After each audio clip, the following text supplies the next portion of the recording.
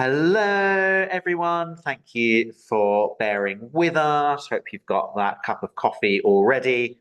I am delighted now to invite Rabbi Dr. Barbara Borts, who is going to be speaking to us about wrestling and challenging God. Over to you, Barbara. Thank you, Gabriel. I just want to say something to connect to Margaret for a second. I've just been teaching in person about Bruriah, and a certain Rabbi Meir got mentioned quite a lot. So I also did some work on Elisha ben Abuya for my rabbinic thesis and called my first car Elisha ben Abuya, and it died quite soon after I got it. So I think there's some nice things there. So welcome everybody, and I of course put the most perhaps complicated subject on at the almost the last part of the evening, but we're going to pose a bit the question, and we can only make a start at it. Can one lift, let's say, a metaphorical fist to the very heavens? Can one challenge God? So I'm trying to put a few parameters around the topic, so that we can kind of hone in on specific aspects of the theme. So a bit of the framing. For the most part, I brought insider texts. That is, you don't need to. I'll tell you when I need the text. The insider. Oh yes, you can put up my thingy. Yes, the accusations and questions of those who see themselves as part of the tradition. They're insiders in some ways. And that near the end, if we do, and I hope we get there, to a couple of texts from those who perhaps were once from observant, pious houses and retain a connection even in their non-religious lives to the God they may no longer have believed him anyway, which is a kind of complicated a thing and very common in the Yiddish world. Another important frame has to do with the why of the challenge. So I want to limit to the important one, which is that of theodicy, or the problem of God and evil. Simply put, although it's not simple, if one is a theist, that is, they believe in the four omnis of God as an omnipotent, omniscient, omnipresent, and omnibenevolent God, perfectly powerful, knowing, present, and whose goodness is perfect, then events in life which contradict that can lead people down a very difficult and dark path. And one of the suggested responses today is, the ability to challenge that. The third and final frame is I've tried to remove texts that are not just a kind of lament, an inner or personal cri de coeur, that remains, as it were, on earth and doesn't really intend to transcend. Now, there are responses, as you all know, that are not of challenge. Maybe you would call them justification, or based on a kind of accepting fatalism. So one can say, well, God replied no, or God's ways are unknowable, or God is testing us, or these are chastisements of love, Yisrei haba, or these are punishments for grave sins. And these do satisfy some, but they perhaps silence others. And then there are, and this is a fascinating area of study of midrashim, in which God is introduced who's not an omni, de-anthropomorphized, rendered more human, metamorphized. And there's some similarities between doing that and what we will do. But if you are in a relationship with God, and an intimate relationship with God, and you are been raised with the promises of what that relationship entails, then the idea of calling God to account is a powerful way of being in that dialogical, covenantal relationship, which is reciprocal. And that's the interesting part about this, that people who feel able to do that are seeing themselves as maybe, as we say, a little lower the angels, and in a particular kind of relationship with God. And it's one in which you also have some agency, even if not ultimate agency. And it's why perhaps this kind of response is much more common, much more embedded in Jewish tradition and theology than in Christianity, where God became a suffering and abused human man, and therefore something a God you can identify with. And in Islam, with its completely transcendent God to whom you must submit. And I read, to prepare for this, a fascinating book by a Muslim who was looking at this theme, and used the book of Job. So I'm going to ask ask Gabriel if he would kindly bring up the first text. And this is the very most famous text, of course, of our tradition. So we'll go through it. Can everyone see it? Okay, I'm on a small laptop in a hotel. So this is the Abraham and God story before the destruction of Sodom. And it's an interesting one in itself because God invites the challenge. There's a tradition that God gave Abraham 10 tests. And so one of them was to allow God's self to be argued with, to test the morality of the human being doing the arguing. And in earlier texts, the idea is that the God must also follow the rules of justice, just as we do. Can you move it up a bit? I can't see it, so I can't read it. Sorry, do you mean to say I can't change where the text is vertically, I'm afraid. Oh, you're not using PowerPoint. I'm not. It had to transmute into this for the sharing. All the words are there. I don't have the words in front of me, Gabriel, because I thought I would have them on a PowerPoint, so I can't read them. I can't read them. I won't be able to read any of them. All right. Let me see if I can do it the other way. Give me one moment. No, it's not there. Do you have PowerPoint? You could just. It's not brilliant over Zoom. Let me see if we use it all the time. In every other. So sorry. One moment. Yeah. Oh dear, oh dear. All right. Let's see if this goes.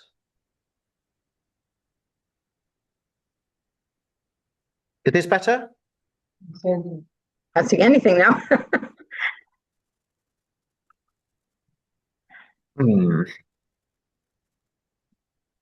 There we go. Can you see this? No, I can't. So I'm sorry. Do other people? Oh, there right now I can see a little bit of it. Maybe if other. Let me just see if I can. So this is now exactly the PowerPoint that you sent. You can all see it. Okay. I think that's the problem, being on a smaller screen then. Could I, just going to see if I can, I'm going to see if I can make this smaller for me. There you go. Okay, I've made it very small. Okay, so this one.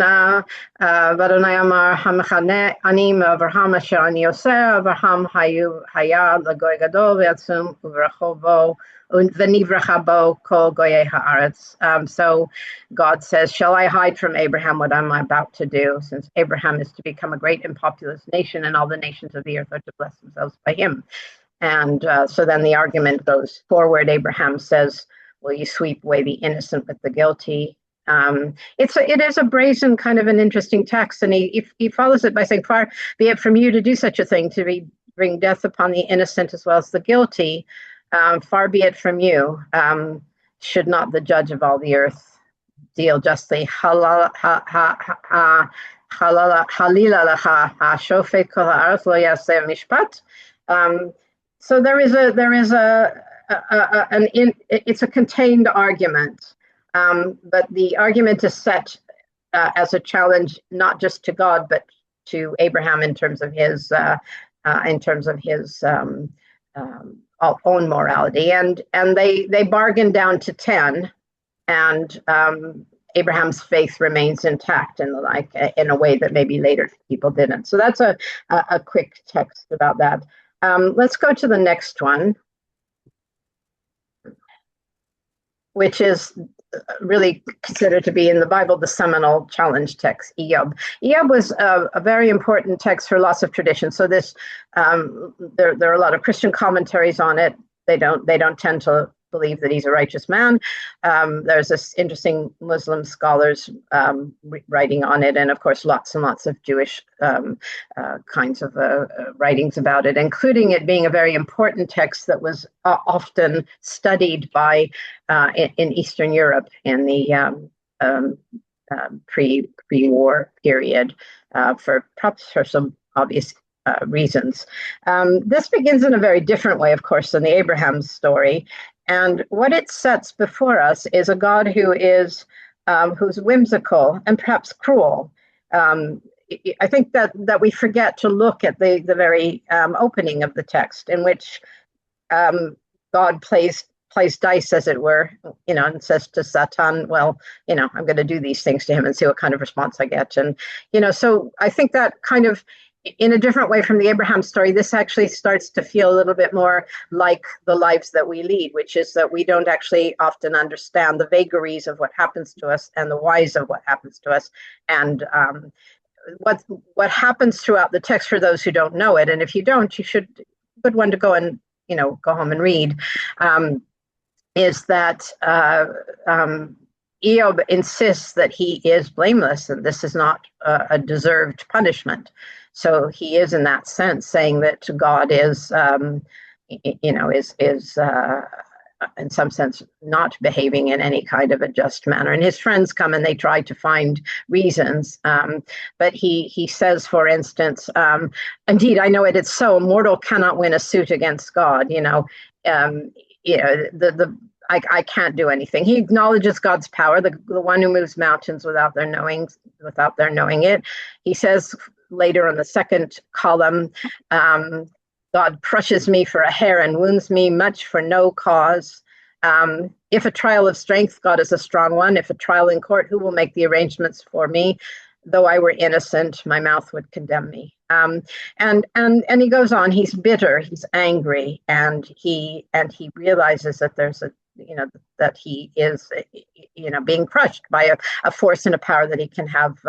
He cannot say anything to. And what's interesting later, when he does really, as it were, turn against God, God does exactly what he is maintaining all along, and rushes down and, rushes out and says, I am the ultimate power. I do this and I do this. And in some sense, what we get here in the text of Job is an answer which is akin to the, we can't understand God's way kind of answer. But at least we've been allowed to air that. We've been allowed to air that in the book of Job, and it's an extraordinary book, as are some of the other of the Megillahs, to have been included in the Bible. The Abraham story, I don't think, disturbs anything, but this is quite a disturbing text, just as I think Kohelet is a disturbing text. These and that's interesting, because we then enter into the idea that that kind of perfect faith that Abraham is being held up to have, it doesn't really and didn't really exist. Everybody struggles and has doubts with the problem of what seems to be unwarranted evil or unwarranted punishment. Kant, however, maintained that, as I said, regarded Eob as a heretic, and not in our tradition, really. So the next one you'll recognize, because Margaret used a line from it. It's a very interesting text, because everybody thinks someone else is responsible for the quote. I think this is the earliest one. So if I could have the next one, please, my dear. There we go. So this is Targum Yonatan on Genesis 4:8. And the Targumim were translations into Aramaic, which were interspersed between the readings and often became interpretive.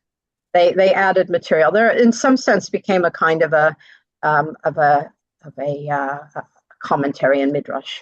And this one's quite a fascinating one, because, of course, it is a bizarre tale. Why was Cain's offering to God not accepted and Abel's was? So this is the way it went. And Cain said to Abel, "Come and let us go down forth into the field." And it was when they two had gone forth, Cain answered and said to Abel, "I perceive that the world was created in goodness, but it is not governed or conducted according to the fruit of good works, for there is respect to persons in judgment.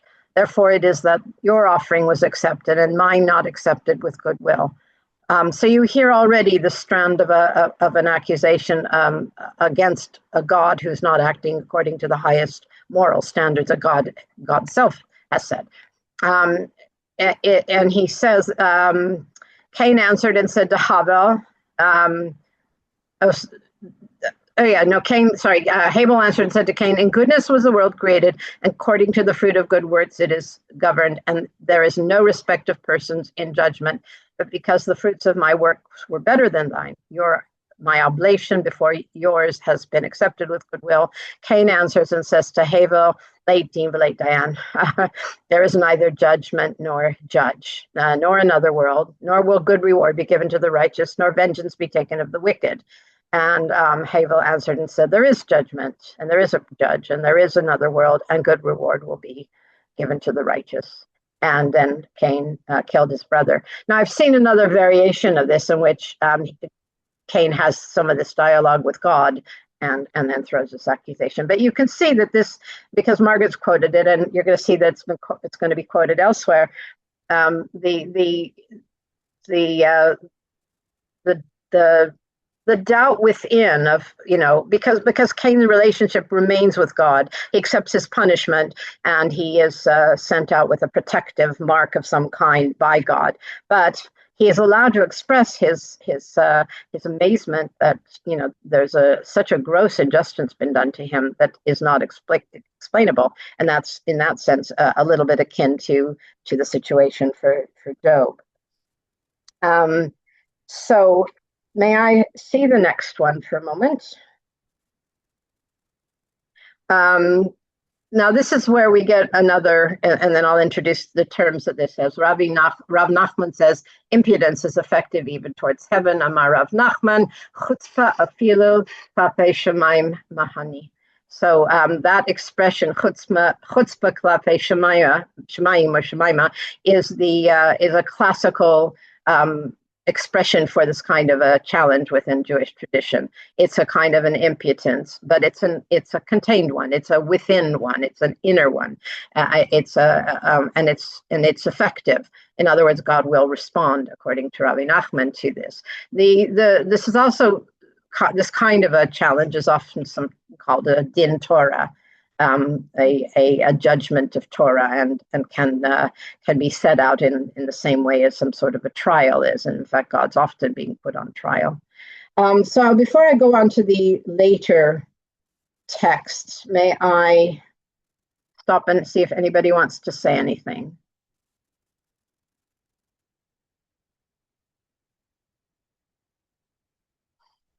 Nope.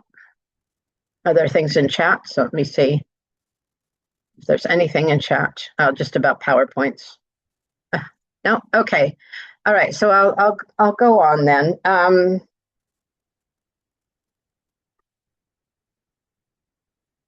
We start to move in our tradition in terms of understanding God and injustice to the idea that God has distanced God's self from the world, is hidden, is not as present anymore, doesn't seem to be as involved in the kinds of connections that were around earlier.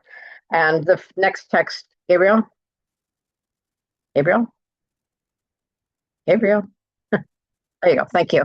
There's a very interesting series of writings about the Kotzker Rebbe. So we were reading a novel in one of my Yiddish classes that took place near Kotsk, and who was a character who was a part of that world, and there were very surprising goings on there.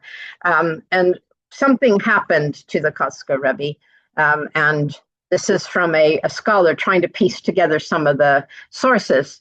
And he says apparently the Kotzker rabbi began to suffer from very severe headaches. The only one who could help him was a doctor in Lvov, so he went there and he took up residence in a hotel, and what happened next is shrouded in mystery and denial. One Friday night after the Shabbos had set in, the Kotzker Rebbe was seen flagrantly desecrating Shabbat. And like with the stories about Elisha ben Abuyan, what actually happened to him, we have 4 different versions. Some say he threw the Kiddush cup to the ground.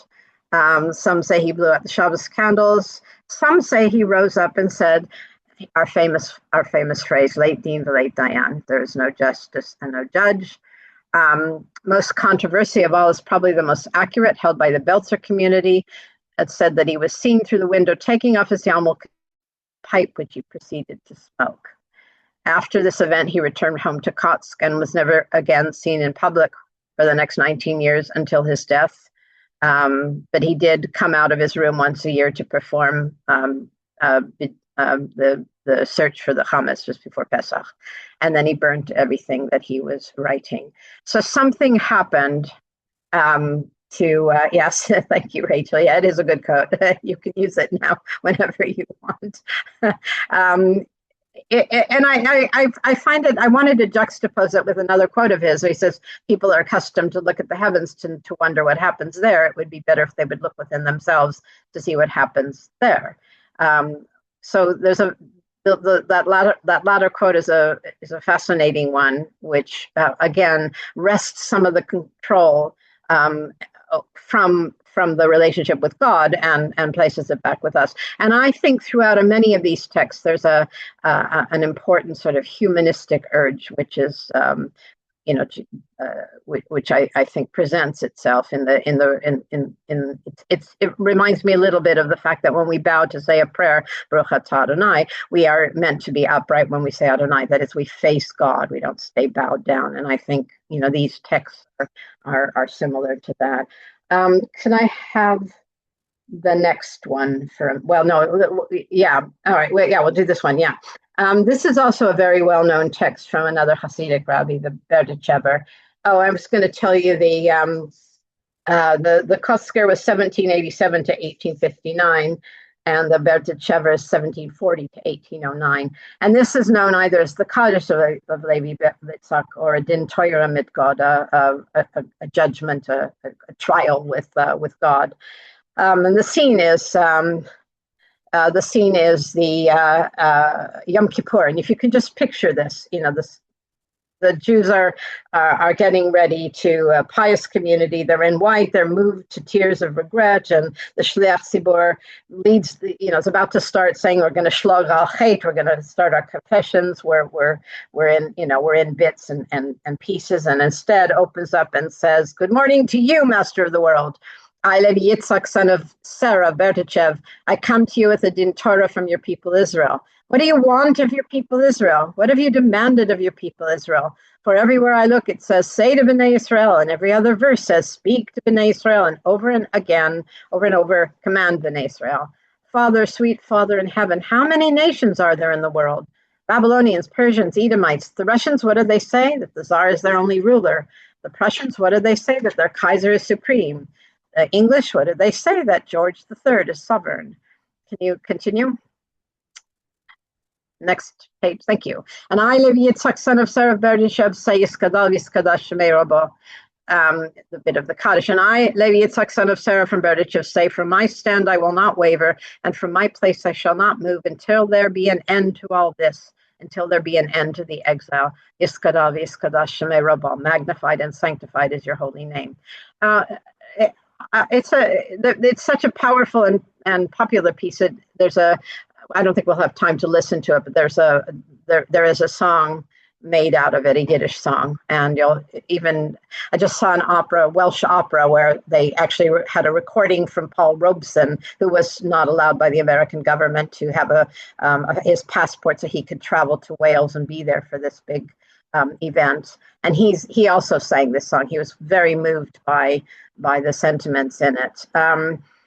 So, here we have again the a turning of the tables, and if there's no better there is. It's very late. There is no better, to my mind, demonstration of the idea that Jews and God are in covenant, and that that God must also act in righteous and moral ways. I want to look at I've got a few more minutes. I'm going quite quickly. I wanted to look into the Yiddish world. I must say, I'm sorry, I'm not I'm a Yiddishist and not an expert in other Jewish communities and their literature. But this is marks maybe some sort of a shift from what we've been experiencing. Many of the people in the Yiddish world, many of the famous writers and poets, will have had a traditional upbringing. The men will have gone to yeshiva, that, and many things happen to for them to leave that. And what's fascinating is how many retain some kind of as I say, anger and bitterness against a God that they no longer believed in. And I think there's a kind of, I mean, it's a mystery. There are loads and loads of these kinds of accusations about God, and a lot of them stem from the pogroms, which were rampant in the early and middle 1900s, leading up to, of course, the Holocaust. And we'll get to one there. So this next one I wanted to bring you is from a woman poet, because I haven't been able to bring anything yet, Kadia Maladovska, 1894 to 1975.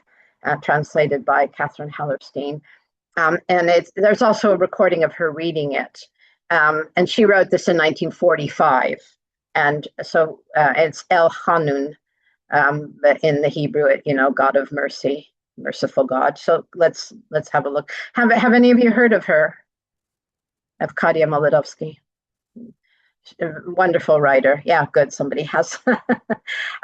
So let's have the text then. Yes. So she says, merciful God, choose another people, elect another. We have no more blood to be a sacrifice. Our house has become a desert. The earth is insufficient for our graves. No more laments for us, no more dirges in the old holy books. Merciful God, sanctify another country, another mountain. We have strewn all the fields and every stone with ash, with holy ash, with the aged, with the youthful, and with babies we have paid for every letter of your 10 commandments. Merciful God, raise your fiery brow and see the peoples of the world. Give them the prophecies in the days of awe. Your word is babbled in every language. Teach them the deeds, the ways of temptation. Merciful God, give us simple garments of shepherds with their sheep, blacksmiths at their hammers, laundry washers, skin flayers, and even the more base, and do us one more favor. Merciful God, deprive us of the divine presence of genius. So it's an audacious poem, written in the context of the Holocaust, which obviously she survived. She immigrated to the U.S. and died there in 1975. And it's within the traditions, but it's bitter. It's taken a different turn. The catastrophe of the Holocaust was needed a new language. And if I can have, this is just a fragment of something called "In the City of Slaughter," which was written in 1903 in what was then the Russian Empire. And the YIVO Book Center wrote, it's the single most influential Hebrew poem, perhaps the single most influential Jewish literary text of the 20th century. It had an outsized and lasting effect on how people in the once vast communities of Eastern Europe and later in Palestine and Israel understood their collective political situation and what they ought to do with it, the nature of diaspora and the claims of Zionism and the political and moral wages of powerlessness. And Chaim Bialik, the Chaim Bialik this was in relationship to the Kishinev pogroms, which were the first really, they were beyond what one could believe in terms of a pogrom. And if something, if you held to a belief in God in any kind, however tenuous, nothing could have challenged it more. And he was part of a group who went to speak to people, much like the Nova has been interviewing people for witnesses. And he wrote this poem. So can I have the next bit of it, please, my dear? This is just a bit of it. It's a very long poem.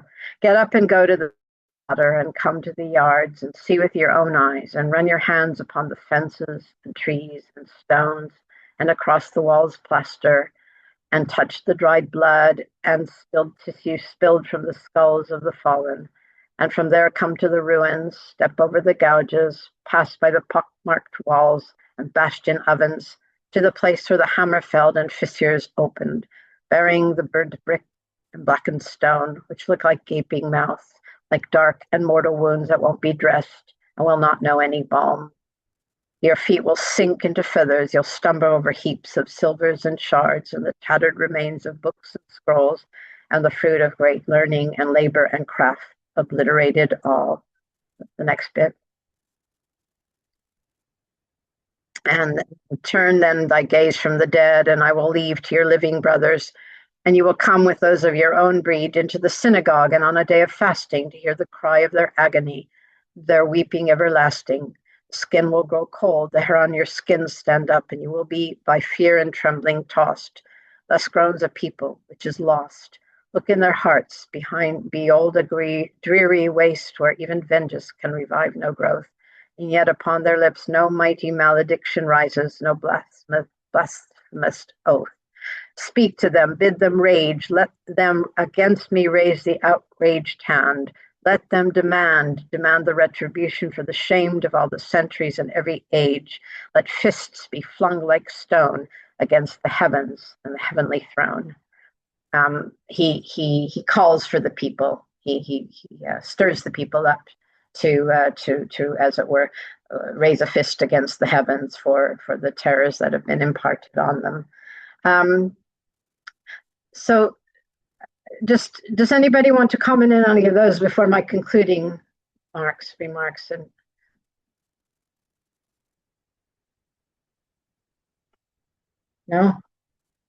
no fist against the heaven too.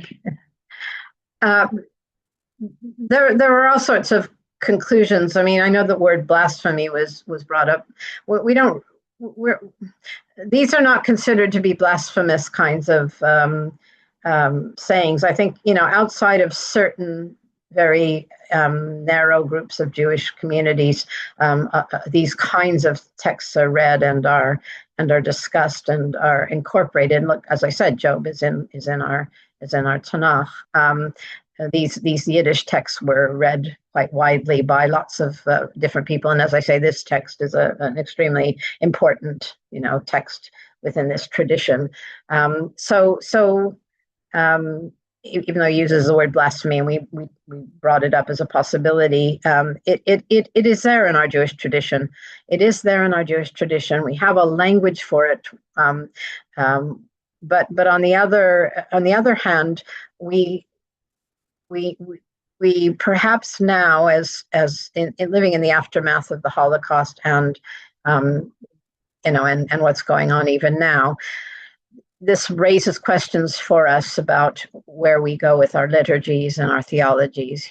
Do we have the possibility of making liturgies that allow for this kind of a venting, or do we move more toward the where we redo our theology and limit the power of God? And there, as I said, there are midrashim, and there are a couple of scholars who've done some amazing work looking at how you can sidestep the problematic of theodicy with God, but then there wouldn't be this outrage, maybe that's better. I don't know, but I'm going to give the last word to this scholar. I'm sorry, I cannot remember his name. I thought I wrote it down.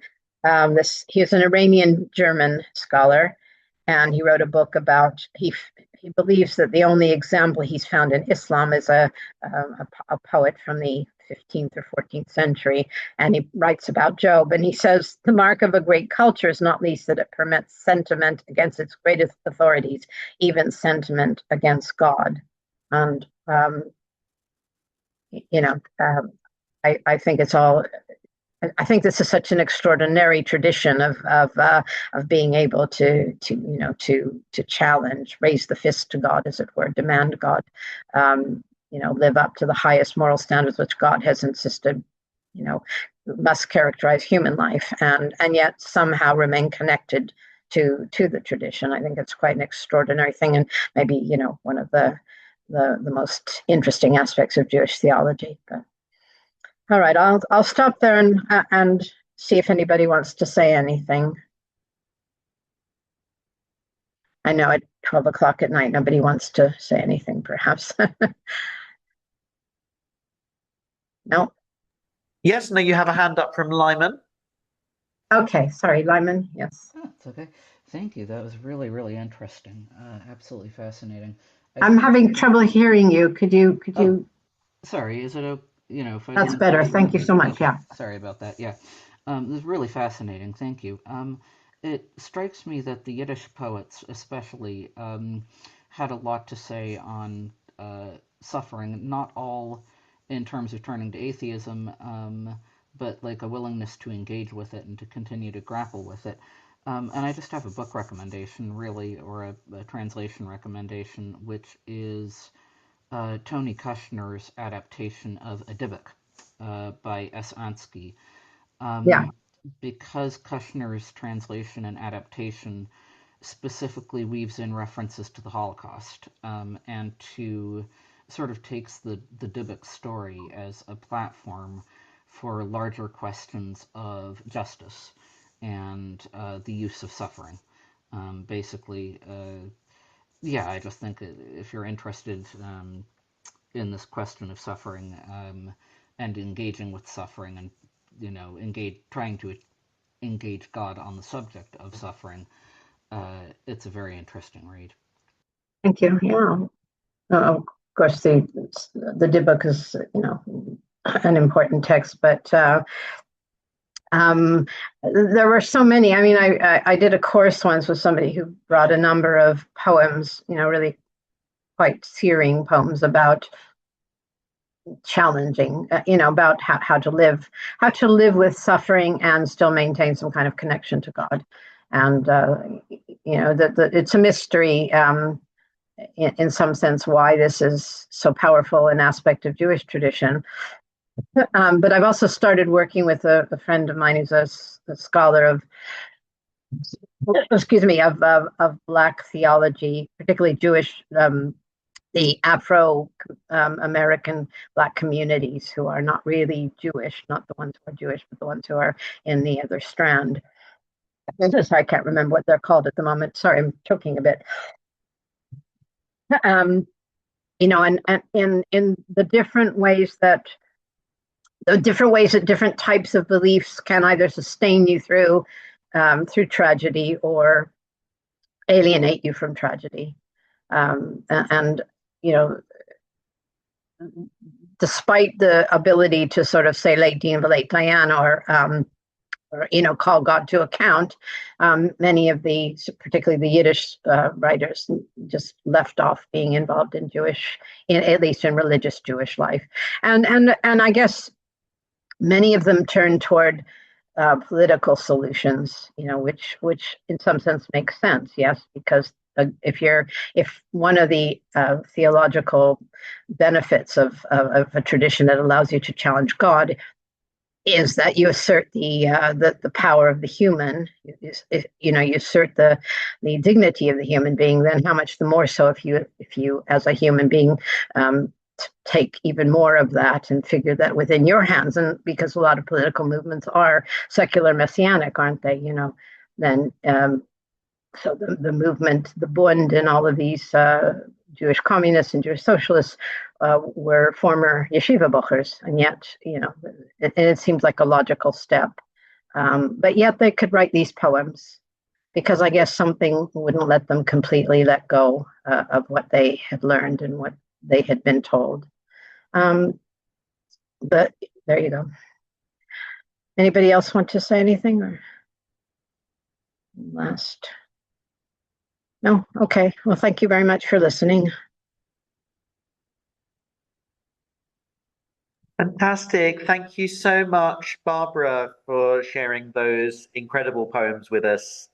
And yes, when we post this online, I hope people will go and watch the YouTube video of the Levi Yitzhak song as well. We're And going to take if any of you read Yiddish, you can write me and I'll send you the copy of Kadia Molodowski reading her poem El Hanun, which is really very moving. But if you don't speak Yiddish, it's probably not very interesting. Thank you.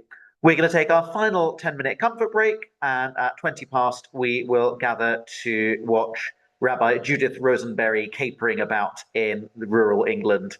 So let's take our pause for that, and I'll see you in 10 minutes.